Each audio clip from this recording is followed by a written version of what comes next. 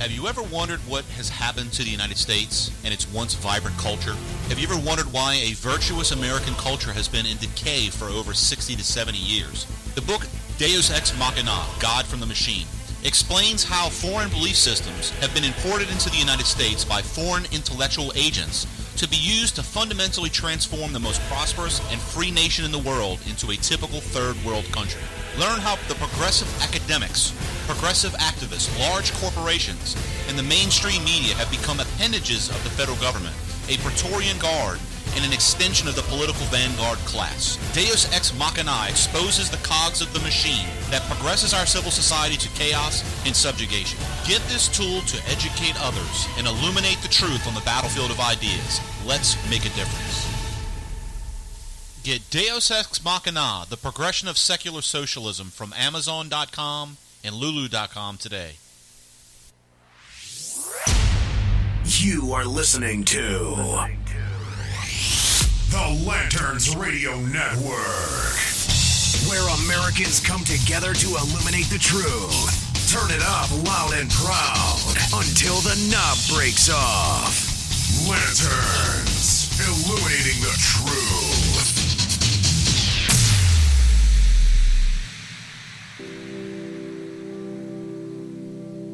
Are you getting a TV picture now, Houston? Neil, yes, we are getting a TV picture. You're in our field of view now. Okay, ready for me to come out? All set. Okay, I'm on the top step. It's a very simple matter to hop down from one step to the next. You've got 3 more steps and then a long one. Okay, I'm going to leave that 1 foot up there and both hands down about the 4th rung up.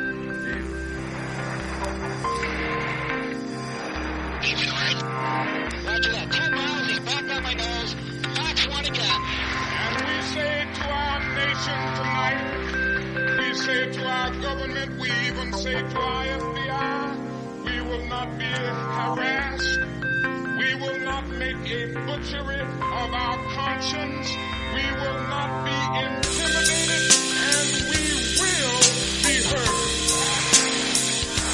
6 miles, 6 miles. Valley 2, turning into me. Roger that. 5 miles. 4 miles. Taking right. Roger that. Good kill. I got the other one. Select Fox 2. Select Fox 2. Coming hard. Shoot him. I haven't got a cone. Got the second one. I got the second one on the nose right now. Hey, I'm high cover on you. Get a Fox. Get it. Lock him up. Lock him up.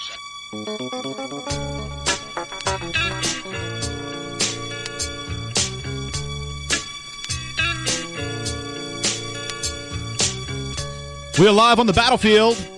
Chris Pilier, Lanterns Media Network, the Battlefield Live radio program. Want to thank you for joining me on the battlefield tonight. And we have, just like usual, a packed show for you tonight. You can check us out right now, Facebook Live, facebook.com/LanternsBuzz. And you can also go to battlefield.buzz. Check us out there. Just do click the link up top for the show. Or you can go to Spreaker.com, and just do a keyword search for Lanterns Buzz, and you can find our show as we're airing live right now. And so tonight we're going to talk about what's going on in Berlin with the Tunisian terrorist. We're also going to talk about how progressives have played into this Islamic terror. And let me tell you, this is something that we could talk about for hours. All right, I've talked a lot about this, and especially over the last year or so with Hillary Clinton running as president. We've talked about this before, but I think it's relevant to talk about because I want to play back the idea that this Tunisian terrorist is tied indirectly to progressives. And I want to throw that out there, and we'll discuss it. We'll kind of walk it through and see what we come up with. And I tell you what, it's pretty scary. The shape that Europe's in, and if we continue to let our borders get out of control, the violence that we're seeing, the regular violence that we're seeing over there in Europe, will come here. So stick with me on the Battlefield Live radio program. We're on Lanterns Media Network. We'll be right back after this short break on the Battlefield. Stick with me.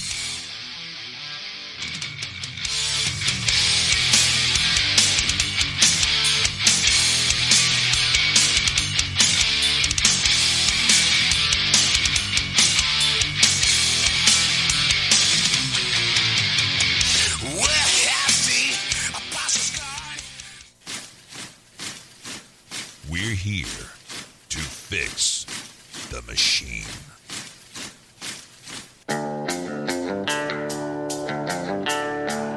Battlefield Live.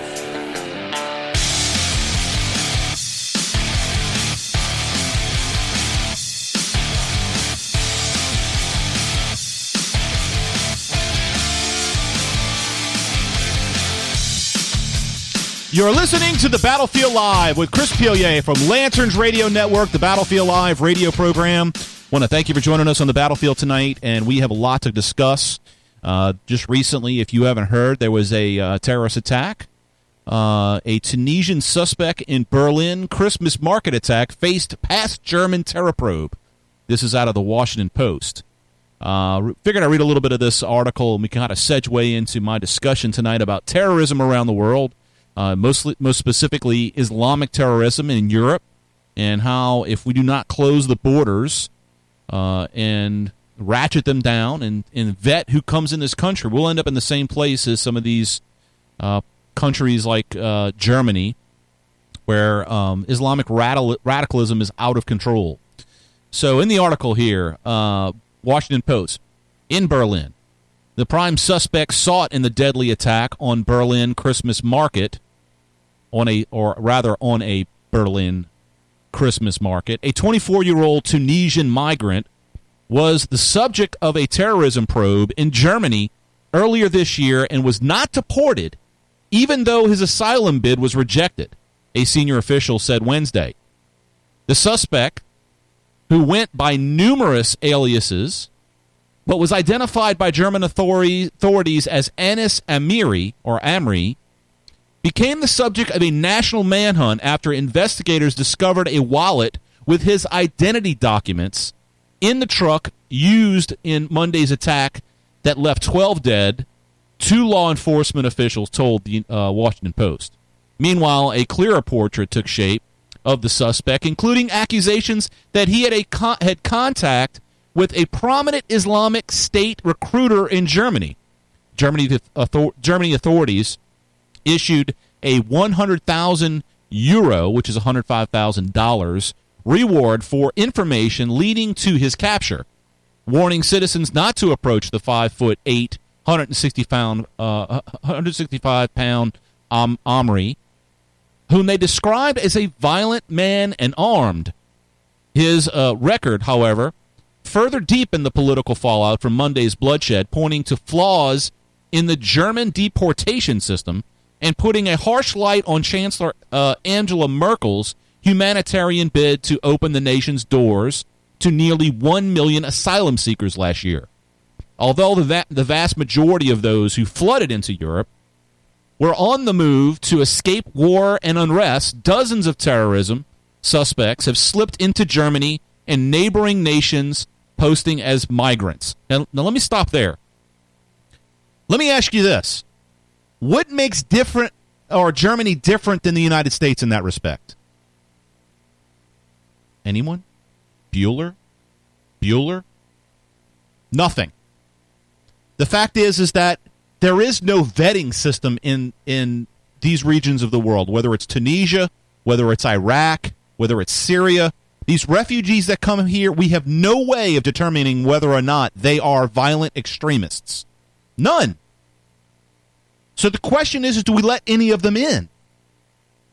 And why isn't that other Islamic countries, Saudi Arabia, Qatar, all these other places around the world, the United Arab Emirates, why do they not let these refugees in their country? Maybe because they know the incivility that they'll bring? So Amri, officials said, was not part of the surge of migrants who entered Europe via the one-time main route from Turkey and Greece. a path that has been now largely cut off. Rather, he came to Germany last year via Italy, where he apparently had entered as early as 2012. He applied for German asylum, but was rejected in June and later faced deportation. Amri was the subject of a terrorism probe on suspicion of preparing a serious act of violent subversion. Now, we've talked about subversion on this program in a number of different contexts. We've talked about Islamic subversion through the Muslim Brotherhood. We've talked about Soviet subversion through the KGB, the DGI, the Cuban DGI. So this act of violent subversion, and that's a rabbit hole that we could go down another day, but to think of what the Islamists do, in fact, I tell you what, we may cover that a little bit here in the program. I do have a couple things that we can mention maybe towards the end of the program about how Islamic terrorists work to culturally change and subvert our culture and other cultures in the West. We'll talk about that in a little bit. I think it'd be a good idea. Amri was the subject of a terrorism probe. All right, so I already went there. Okay. Why a failed asylum seeker with such links and no passport was walking German streets is the question 82 million Germans probably want an answer to, said Rainer Wendt, chairman of the German police union. He added, how many more ticking time bombs are roaming around here? Good question. Right? I mean, I would ask the same question here in the United States. The dragnet for the suspect appeared to initially focus on the German state of North Rhine, Westphalia, and as west as Berlin. Both places were where the Tunisian suspect once lived. Police units were due to stage raids, but remained mysteriously on hold. The Interior Minister in North Rhine-Westphalia, Ralph Jager, said the Tunisian man had bounced around Germany since arriving in July 2015, living in the southern city of Freiburg, and later in Berlin. Although authorities have sought to accelerate the deportation of rejected asylum seekers this year, there is still a backlog of Germany, of tens of thousands, many of whom are able to resist because their countries of origin refuse to take them back. Go figure. Amri had not been deported because, like many asylum seekers in Germany, he did not have a passport. The Tunisian government, Jaeger explained, initially denied that he was their national and delayed issuing his passport. Pending his deportation, Amri had received a toleration status from the government. Amri's new Tunisian passport, Jaeger said, finally arrived Wednesday. I don't want to comment further on that circumstance, said a visibly angered Jaeger. Importantly, authorities knew that Amri had interacted with Abu Wala, whoever that is, a 32-year-old Iraqi descent arrested in November on charges of recruiting and sending fighters from Germany to the Islamic State. Key evidence in Wala's case came from the Islamic State defector who had returned to Germany and accused Wala of helping to recruit him and arrange his travel to Syria. What a twisted web is woven, huh?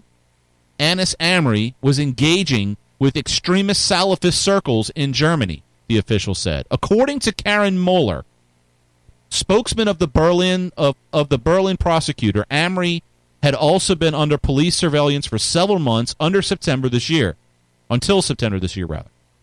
because he was suspected of planning a burglary in Berlin to finance the purchase of weapons. The suspicion wasn't confirmed.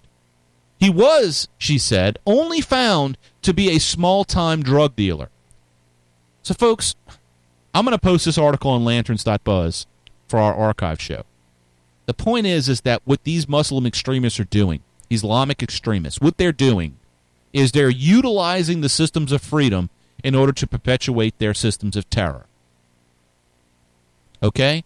So they know the laws. They know how they can enter these countries. They know the ways to subvert Western culture.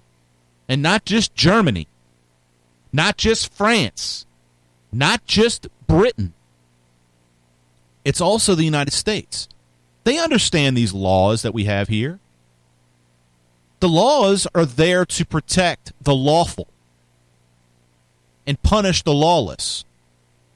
But until they are lawless, they're free. And they know this. That's why these people, what they do is they wait for an opportunity and they unleash mass hell and terror on whatever civil society they wish to do it in. So my question to you is, where does all of this come from? And I'm not necessarily talking about Islamic terrorism per se, because Islamic terrorism is there. It's a radical ideology. It's more than just a religion. Islam is more than just a religion.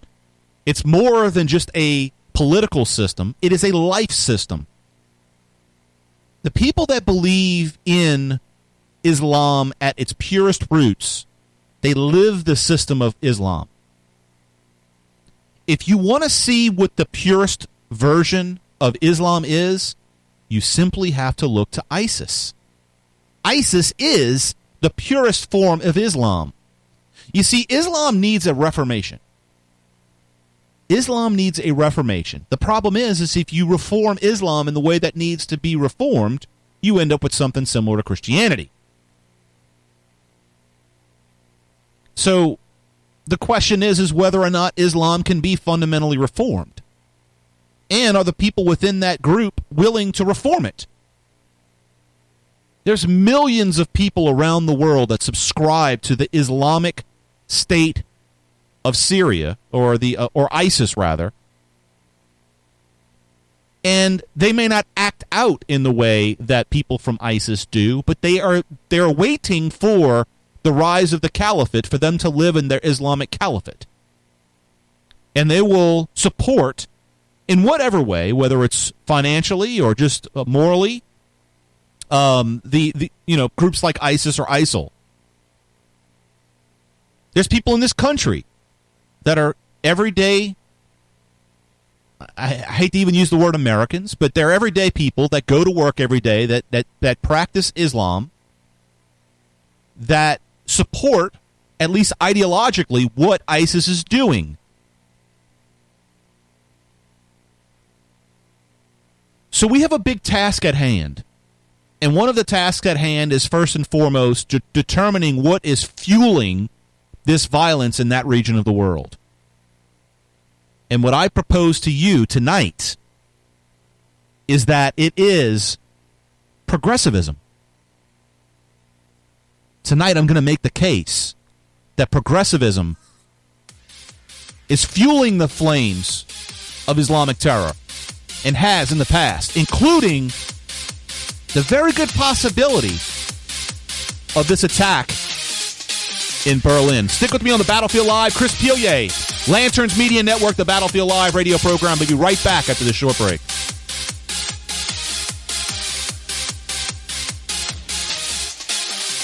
Find the Lanterns Radio Network on Stitcher, SoundCloud, Google Play, iTunes, Player FM, YouTube, and other social media by searching keyword Lanterns Buzz or Lanterns Radio Network. So first, let me say that I share the concern of the left over our new president-elect Donald Trump. I never thought I would even say the words President Donald Trump. But most of our fear is the concern with the executive branch. I think that's the thing that we can relate to. We both, left and right, people that are really truly looking for a solution in the country. And this executive branch has been expanded greatly over the years and offers a huge sword that could be used to swing at the American people by the person in that position. Doesn't matter who it is, Donald Trump or Barack Obama or whoever, Bernie Sanders. I recognize the fears of the left and the new president, as he will soon wield the much expanded power that Barack Obama and his predecessors unleashed. Now, when Barack Obama was elected, okay, I was greatly concerned as the left is. So if you're listening to me and you're the left, I'm speaking to you. You have impacted with the arm of the chair. No, Mr. Spock. I meant, what happened to us? That we have yet to ascertain. Lincoln died 3 centuries ago on a planet hundreds of light years away. More that direction, Engineer. Thank heaven. Mr. Scott, there was no deity involved. It was my cross-circuiting to be that recovered them. I'm just as concerned as you are. I was concerned in such a way that I wrote an entire book about how the progressive movement has pushed to replace the American culture that has embraced individual liberty, the rule of law, equal justice under that same law, property rights, and the free and open society to debate ideas.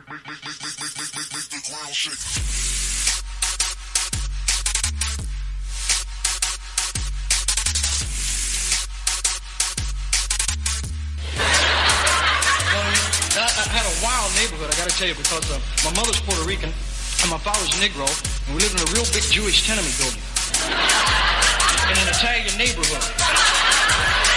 Every time I go outside, the kids say, "Get him! He's all of them!" My fear was that the nation was being pushed towards a totalitarian socialist state, much like you fear. All the people that are coming out and saying they are fearing Donald Trump because he's a quote-unquote fascist or like Hitler, they're fearing socialism much like I did in 2008. It's a different type of socialism. What I learned in this exercise is that the progressive movement was not solely an extension of operations of the Democratic Party, but rather a part of a dialectical expression within a society in class conflict that offers a similar counterpart. The one that you fear, Mr. and Mrs. Liberal, the alt-right. You walk down the street and you'll see like a group of black dudes walking. Not just any old black dude. We talking, thugs. Talking, there'll be some thugs. And in the group, they got like one or two, sometimes as many as 3 white guys that be with them. You ever seen this? Well, let me tell you something about those white guys. Those white guys are the most dangerous motherfuckers in them groups. You are listening to the Lanterns Radio Network, where Americans come together to illuminate the truth. Turn it up loud and proud until the knob breaks off. Lanterns, illuminating the truth.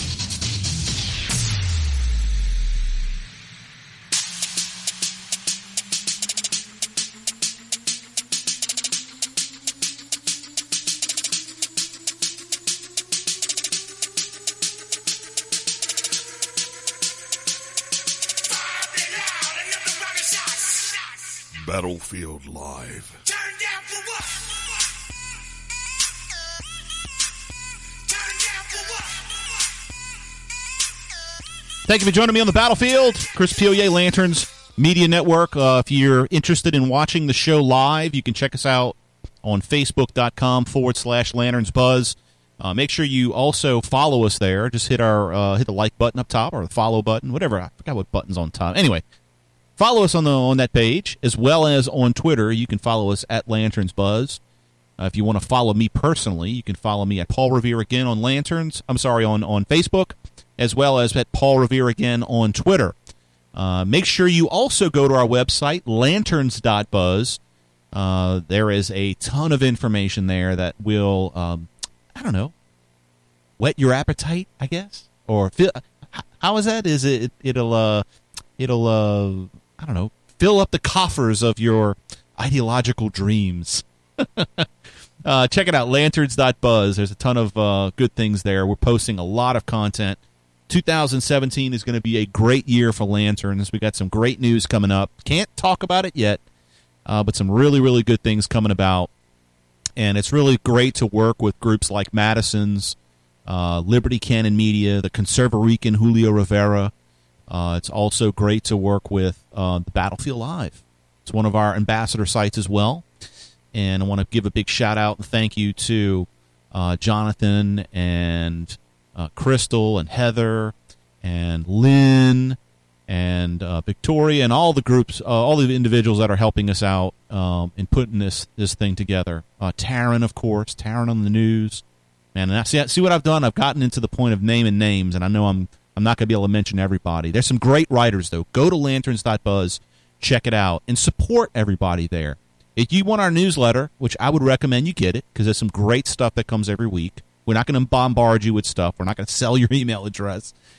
Just go there, sign up on the login page, sign up there, and you'll get a weekly newsletter from us. I'll have our articles and podcasts and things like that. We got some great podcasters, too. And they're all listed there, so make sure you check it out. So, I've asked the provocative question. If the attack in Germany, in Berlin, by Anzi Amri is his name, I think he's a 22-year-old Tunisian immigrant. And I'm asking the question whether or not is the attack in Berlin tied to the Clintons, the Obamas, the federal government under the Barack Obama coalition, George Soros and those folks. As the radicalism that's being seen in that area of the world, specifically Tunisia, has it been perpetuated by progressives? Well, I would say that I can't say that the fingerprints, are on the steering wheel from George Soros in that vehicle that ran through that Christmas market. Can't say that. Okay? I wouldn't say that. But I would say that the environment in Tunisia, the rise of Islamic terrorism and ISIS in Tunisia, in that region of the world, is directly related to George Soros, Hillary Clinton, Barack Obama. So how is this? You ask me, how is this? Well, I go back to an article that I've referenced before. This is out of the Foreign Policy Journal, January 18, 2011. That's how far we're going back. Tunisian Revolt. This is the title. Tunisian Revolt. Another Soros NED jacked up. Or jack up. So here's the article. It says, spontaneous demonstrations of thousands of youths pouring into the streets of such force as to compel the fight of a long-time president. To which country are we alluding? Georgia, Serbia, Myanmar, Ukraine, Poland, Czechoslovakia, Iran, Hungary. This time, it is Tunisia. All of these revolts followed the same pattern. Already, the Tunisian revolt is being called a color revolution by media and political pundits, and it has also been provided with a nickname or a name, the Jasmine Revolution. Here's the color revolutions, okay? Like the abortive green and saffron revolutions and the successful velvet, rose, orange, and tulip revolutions, etc. Now, keep in mind that when this revolution, this is me speaking, not reading, keep in mind that this revolution took place in 2011. This is around when the Arab Spring started. Y'all remember the Arab Spring? Do y'all remember what took place in Egypt and all of that? And eventually we had Benghazi on September 11th, 2012. So think of this as a little over 14 months before Benghazi, right? Is it 14 months? September? Yeah. 15 months. Okay? So think about that. All right, just kind of keep that all in context. These color revolutions, going back to reading the article, these color revolutions all have a common pattern because they are all planned by the same strategists, namely the Open Society Network. Y'all ever heard of the Open Society Network? If you've listened to this program, you've heard me talk about the Open Society Network. What is the Open Society? Well, the Open Society was an idea perpetuated, or a theory perpetuated by a guy by the name of Karl Popper.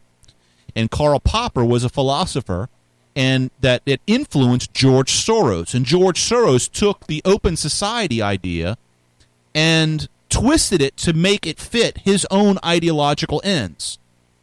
So, back to the article. Open Society Network of money speculator George Soros, who serves as a kind of modern-day Jacob Schiff. I'm not going to go into Jacob Schiff, but you need to look up what he's done. Jacob Schiff is SCHIFF. In funding revolutions in the National Endowment for Democracy. You've heard me talk about democracy on the program, right? I've written a lot about it recently, talked a lot about it recently, how we're not a democracy.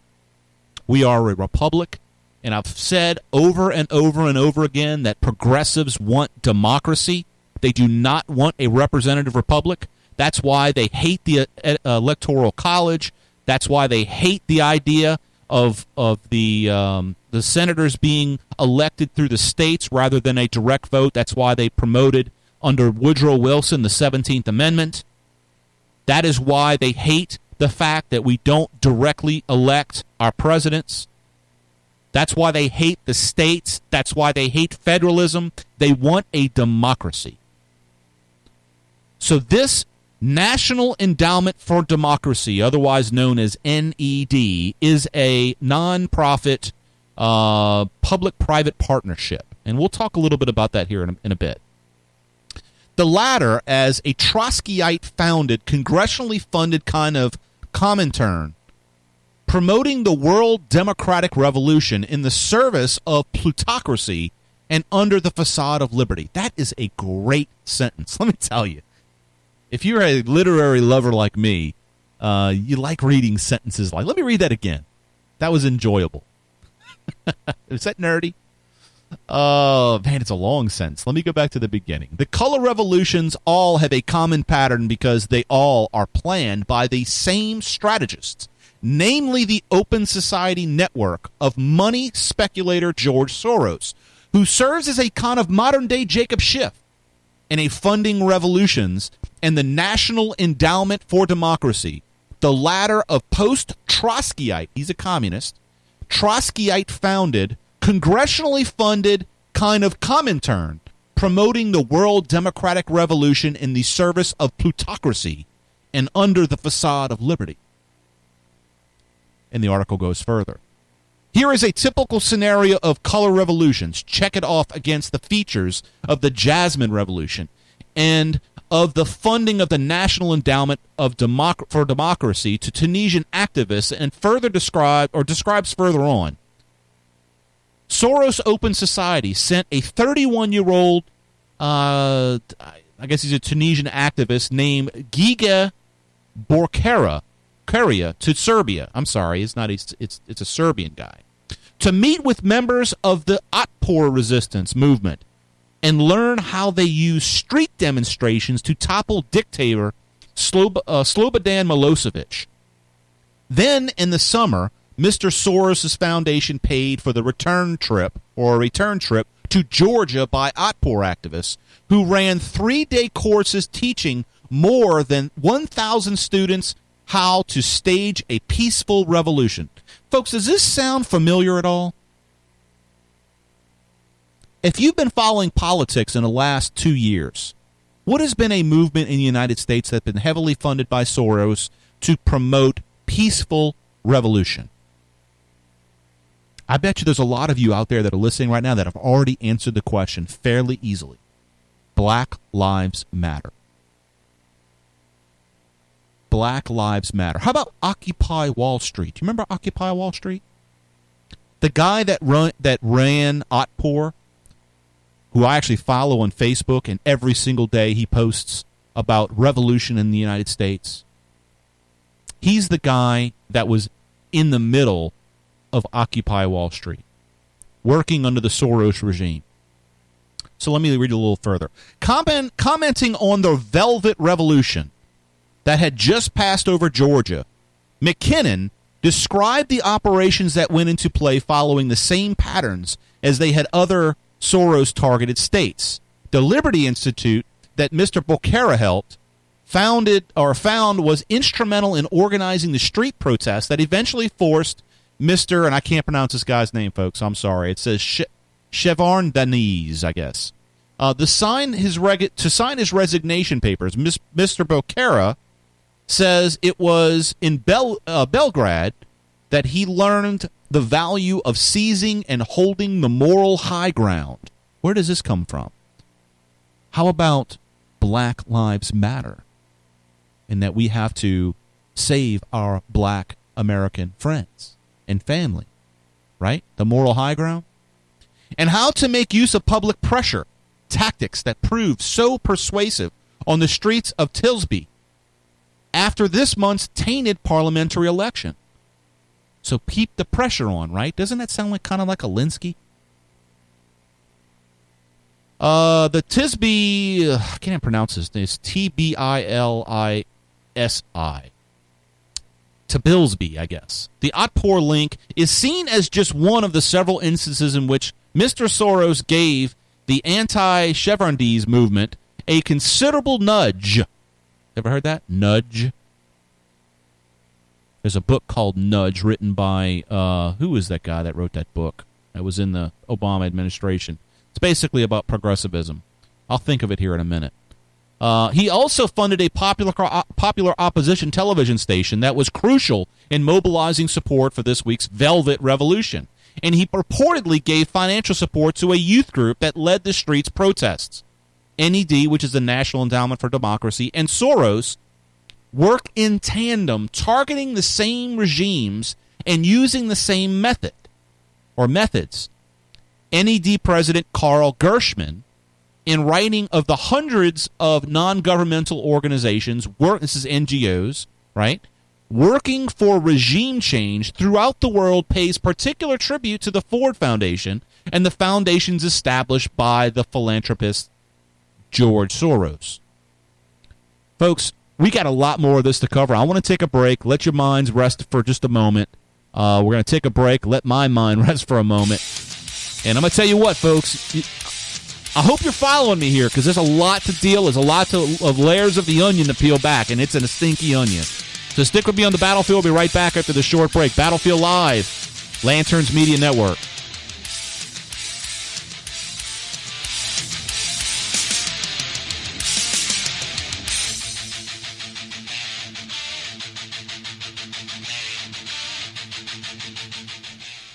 Lanterns, illuminating the truth. So here it comes about nationalism versus Americanism. So people that say that they're a nationalist populist, they don't know what it means. And, of course, there are some that do know what it means. Nationalism is not the same as what America is all about. Okay? Nationalism versus Americanism.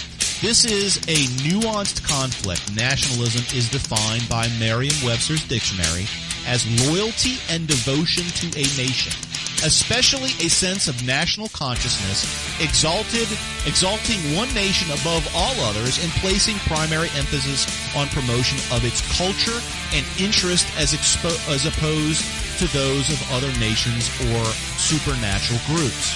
Or supranatural. Supra, not super. Okay? So Americanism is different in that it embodies the principles that create the American culture that is revered. So it's not revering the nation, it's revering the principles. That is the difference. Das deutsche Volkes! Sie ist ohne Ehre! Sie nennen sich Generale, weil sie Jahre auf Militärakademien zugebracht haben, nur um zu lernen, wie man Messer und Gabel hält!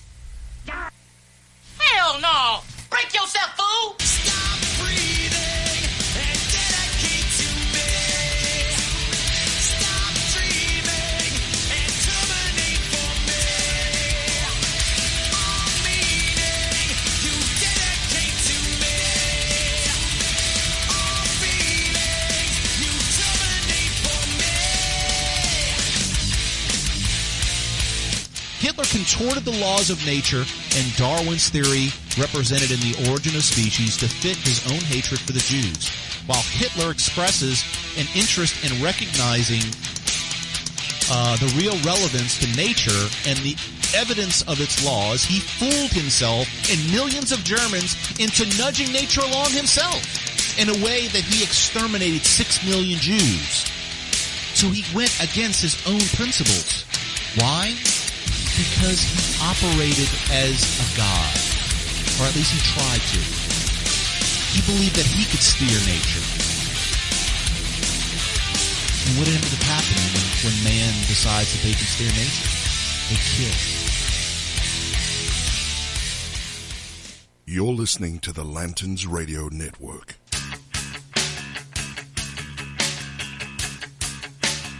Battlefield Live.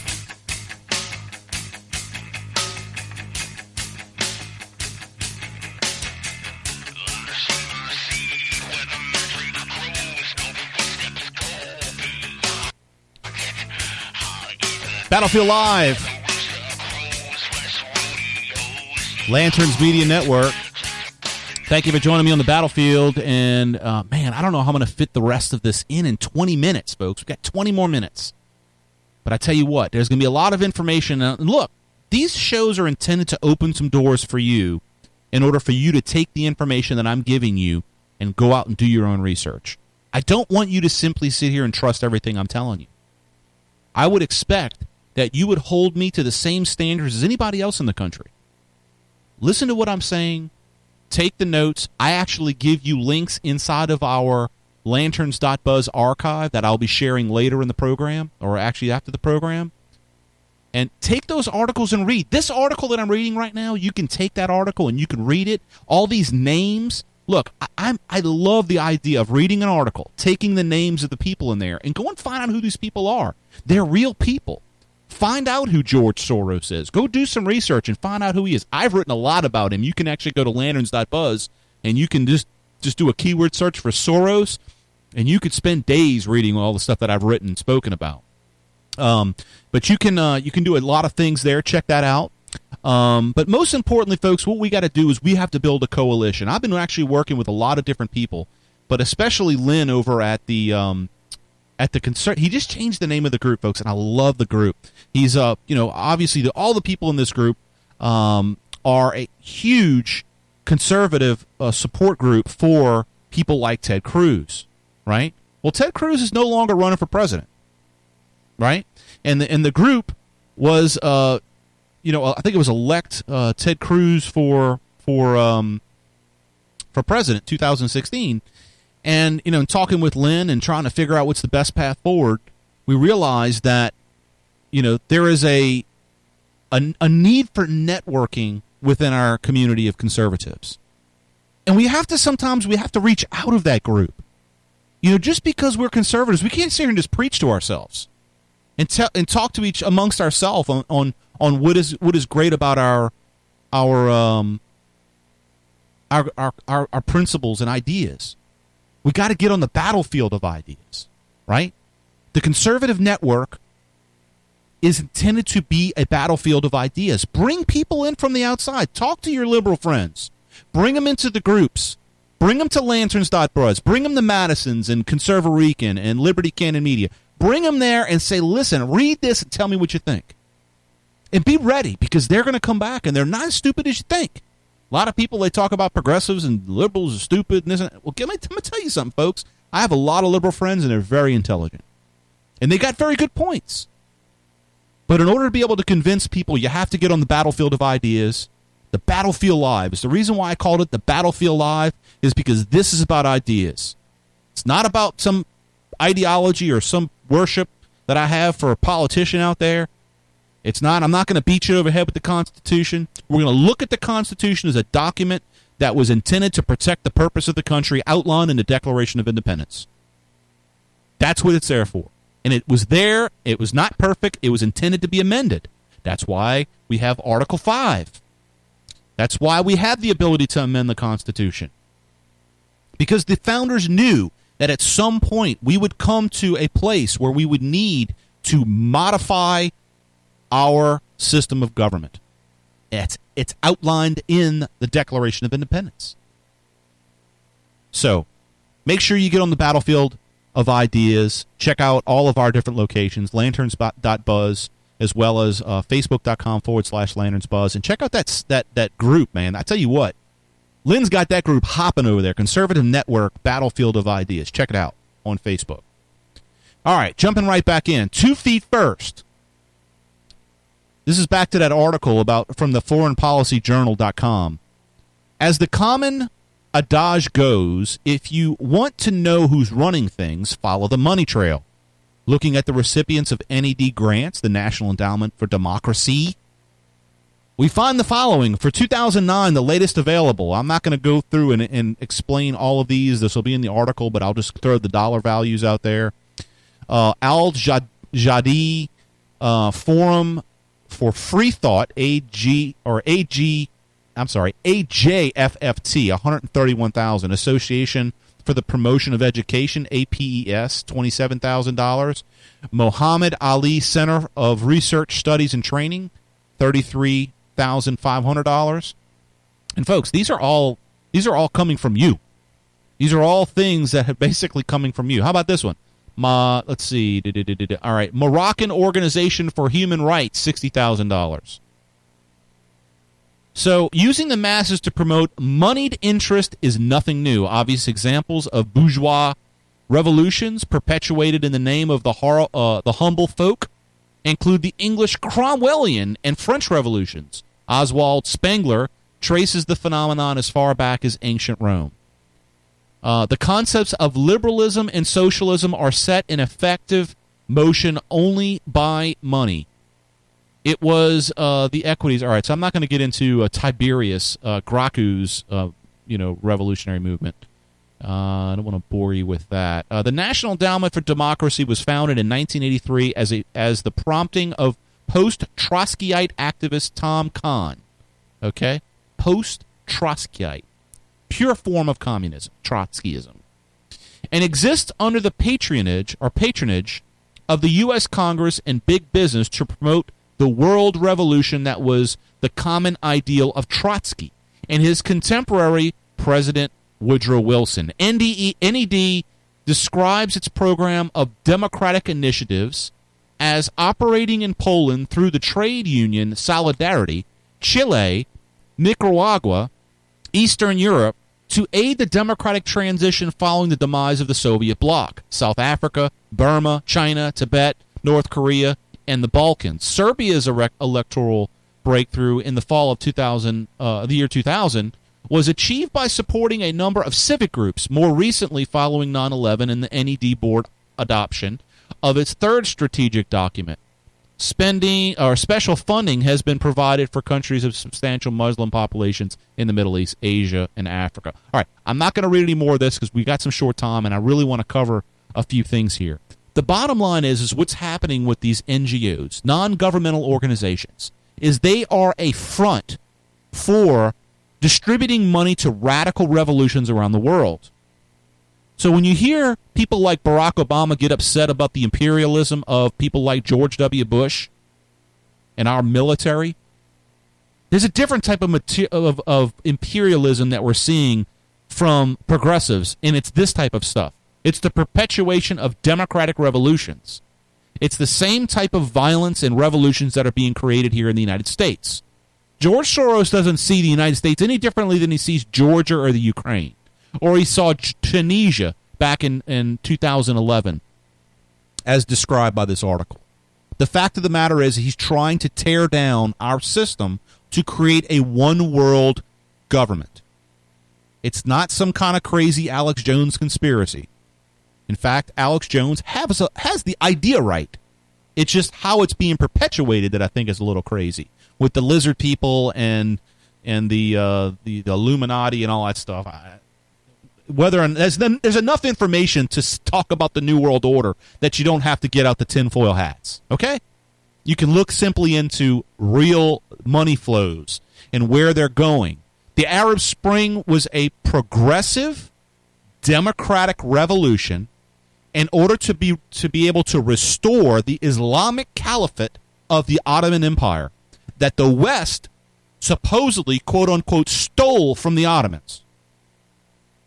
A lot of people don't look at the overarching picture of what's going on in the Middle East.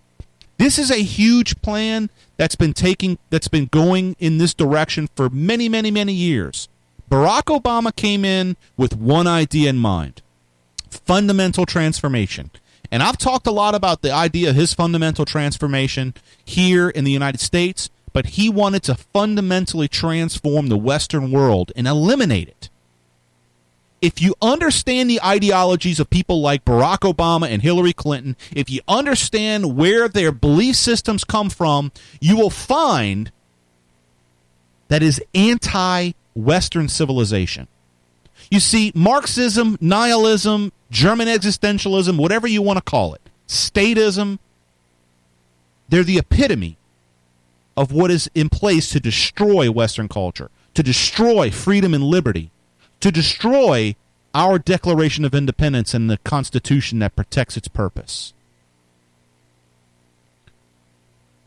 So I mentioned earlier that I was going to talk about subversion and the Muslim Brotherhood and things of that nature.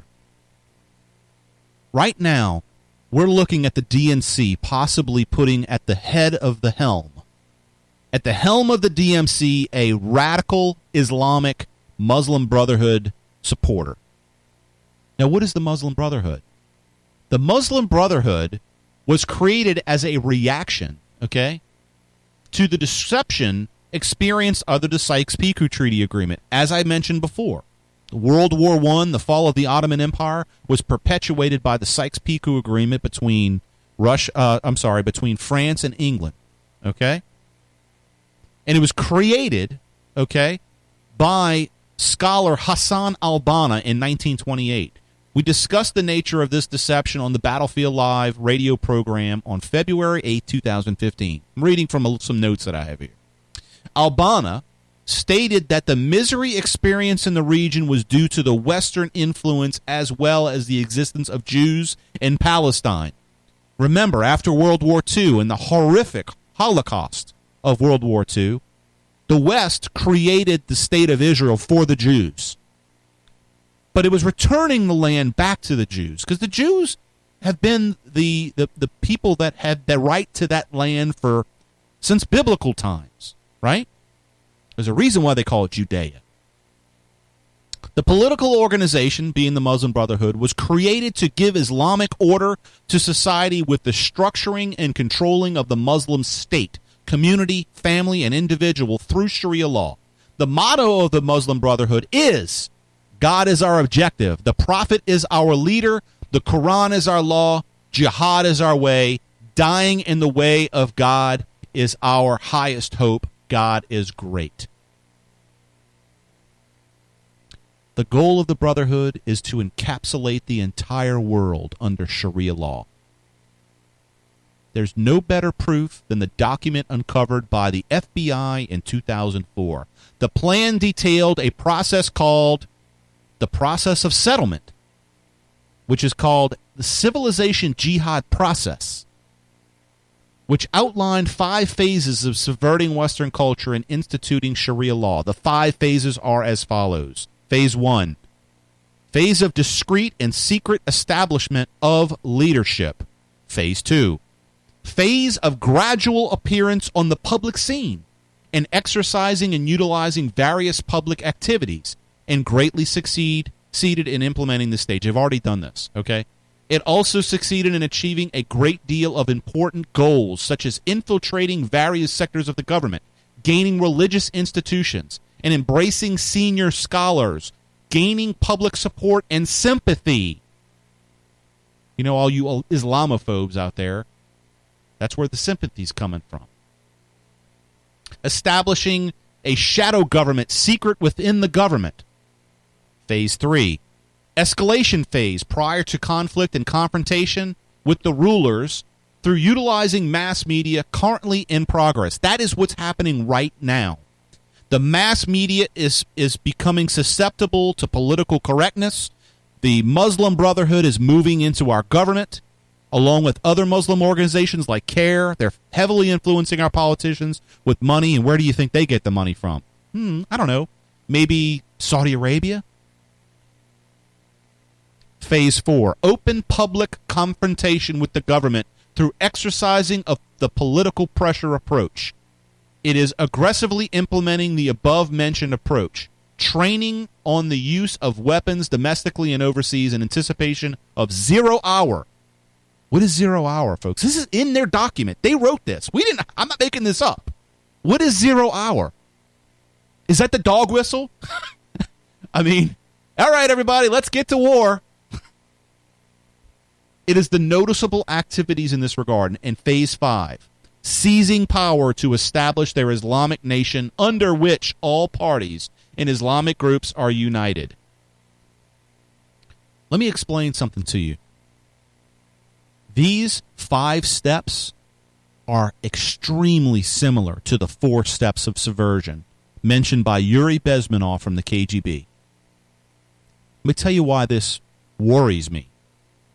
Because I think the battle we're fighting is much more than Islamic terror. It's much more than the Muslim Brotherhood in their 5 phases of subversion. I truly believe that Islam is simply a proxy for the destruction of the West. And the people that are in charge of this destruction are people like Vladimir Putin. You see, these 5 steps are almost identical to the steps of subversion that the Soviets implemented in the United States earlier in the 20th century.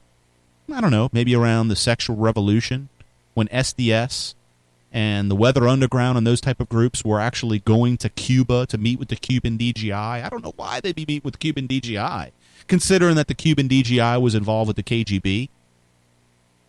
Should I get my my tinfoil hat out? Or should I just look and read and understand the facts? Now, you don't have to be a genius to figure out if that American radicals are going to meet the DGI, who is also influenced by the KGB, and that the KGB has been utilizing cultural subversion for over 100 years. I shouldn't say 100 years, probably 80 years. I would seem to think that they would be trying to do that here in the United States.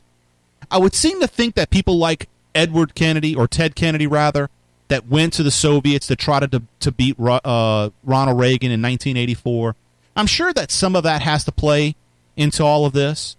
I'm sure that journalists going to the Soviet Union and meeting with top officials within the KGB that came back to the United States, I'm sure that they didn't have any influence from that. The fact of the matter is that whether it's Russia, whether it's the Muslim Brotherhood, whether it's China, North Korea, Iran, all of these groups, these countries, they don't give a crap about the United States. And they'll do whatever it takes to subvert this country and destroy it. But most notably, they know that we as Americans are standing at the pinnacle of Western culture. And Western culture will collapse if the United States collapses. Ronald Reagan had it right that we are a beacon of liberty for the rest of the world. We are the shining city on the hill. That is the pinnacle of Western civilization.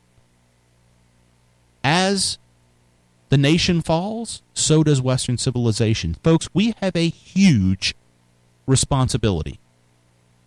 And that responsibility is to protect the freedoms and liberties of those all around the world.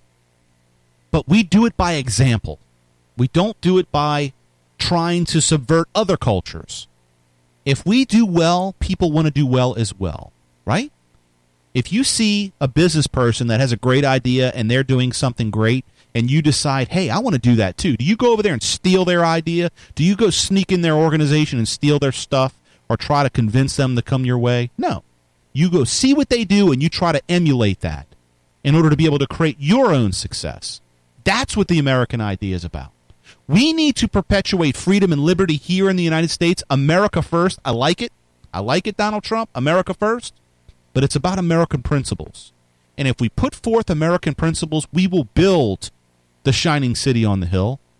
And it won't be done by some bureaucrat in Washington, D.C. It'll be done by we the people.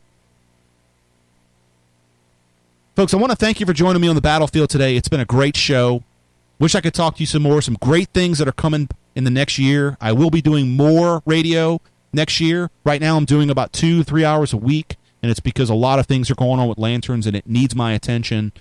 You need what we're producing, and it takes a lot of effort, and we're going to get this thing rolling here after the first of the year.